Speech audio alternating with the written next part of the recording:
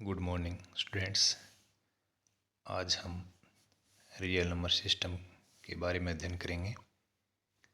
किस तरीके से जो रियल नंबर सिस्टम है उसमें संख्याएं होती हैं और कौन कौन से भागों में इनको डिवाइड किया गया है या किस तरीके से इन संख्याओं की खोज हुई है, उस पर हम आज चर्चा करते हैं। सबसे पहले हम देखते हैं कि नेचुरल नंबर कौन सी नंबर होंगी। तो जो काउंटिंग नंबर हैं, यानी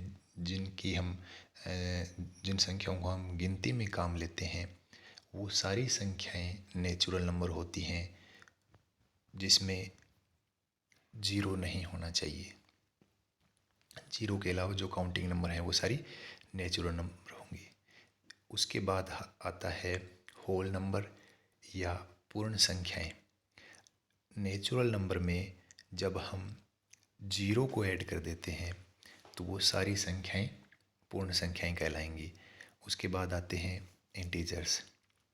इंटीजर्स में सारी पूर्ण संख्याएं और उनके ओपोजिट का मतलब जो धनात्मक संख्याएं हैं उनके जो नेगेटिव संख्याएं होंगी उनके ओपोजिट, तो वो धनात्मक संख्याएं, पूर्ण संख्याएं और ऋणात्मक उनके ओपोजिट संख्याएं दोनों मिलके इंटीजर्स होते हैं।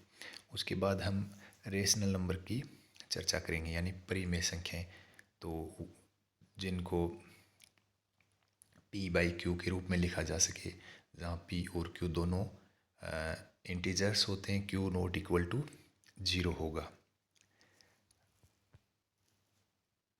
यानी अगर हम अपने पास दो इंटीजर्स a और b हैं, b जो ज़ीरो नहीं होना चाहिए, तो उनका जो फ्रैक्शन होगा वो रेशनल नंबर होगा। यानी अगर किसी संख्या को फ्रैक्शन के रूप में लिखा जा सकता है तो उसको रेशनल नंबर बोलेंगे।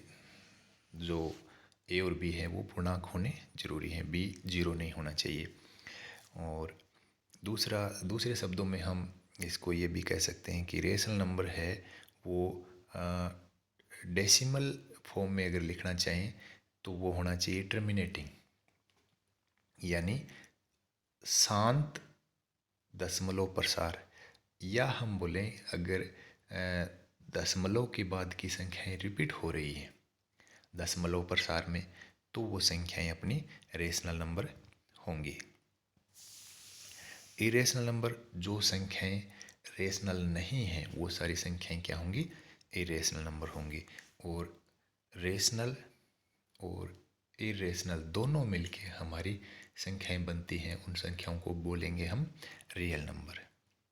हम इस डायग्राम से समझते हैं, सारी जो नेचुरल नंबर हैं वो होल नंबर यानी पूर्ण संख्याएं होंगी।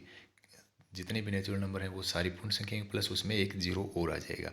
इंटीजर्स, तो सारी पूर्ण संख्या वो इंटीजर्स भी होंगी और इंटीजर्स में उनके नेगेटिव भी शामिल होते हैं।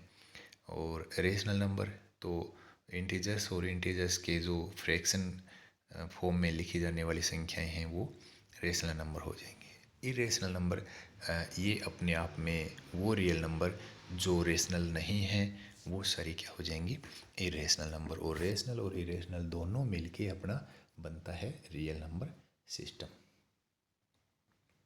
हम थोड़ा और इसको सिंप्लीफाई करते हैं।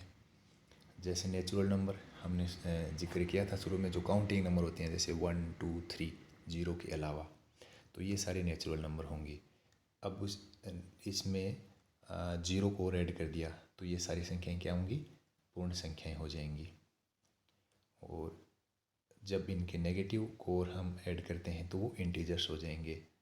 और फिर रेशनल नंबर की बात करते हैं, जब दो इंटीजर्स के को अगर फ्रैक्शन के रूप में लिखा जाए तो वो अपने रेशनल नंबर हो जाएंगे। और जो इरेशनल नंबर हैं वो अपने आप में एक अलग प्रकार की संख्याएं हैं जो रेशनल की प्रॉपर्टी को सेटिस्फाई नहीं करती, और रेशनल इरेशनल दोनों मिलके अपना रियल नंबर सिस्टम बनता है।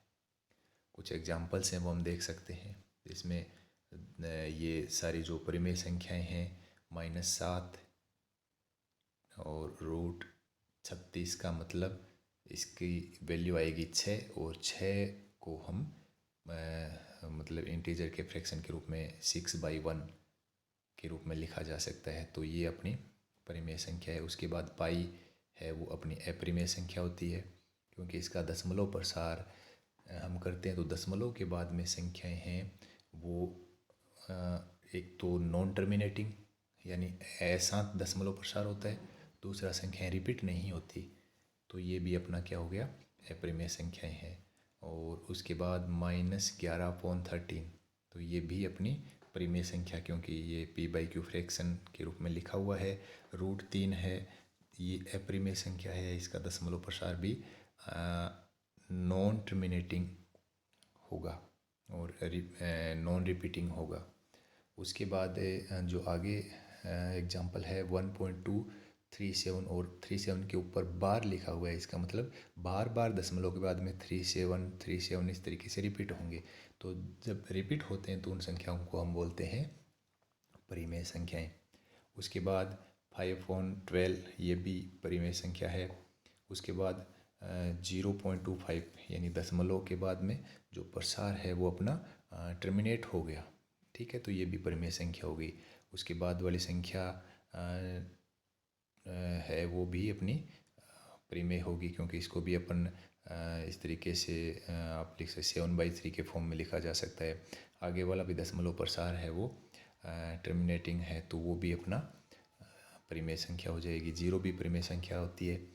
उसके बाद है जो संख्या दी हुई है 0.1269278 और आगे डैश डैश करके लिखा हुआ है। इसका मतलब जो दशमलव प्रसार है वो नॉन टर्मिनेटिंग है और नॉन रिपीटिंग है, तो ये संख्या होगी अपनी अपरिमेय संख्या। तो इस तरीके से हम किस तरीके से संख्याओं का विकास हुआ और कौन सी संख्याएं मिलकर हमारा रियल नंबर सिस्टम बनता है, तो उसका हम एक एग्जाम्पल्स जो है उनके थ्रू हमने उस चीज़ को समझा है। जो आगे जो ये बेसिक नॉलेज है हमारे आगे के जो नंबर सिस्टम है या उस पे जो प्रॉपर्टी या जो भी आगे की क्लासों में हम पढ़ेंगे, तो उसमें ये चीज़ें बहुत काम आएगी। बहुत बहुत धन्यवाद।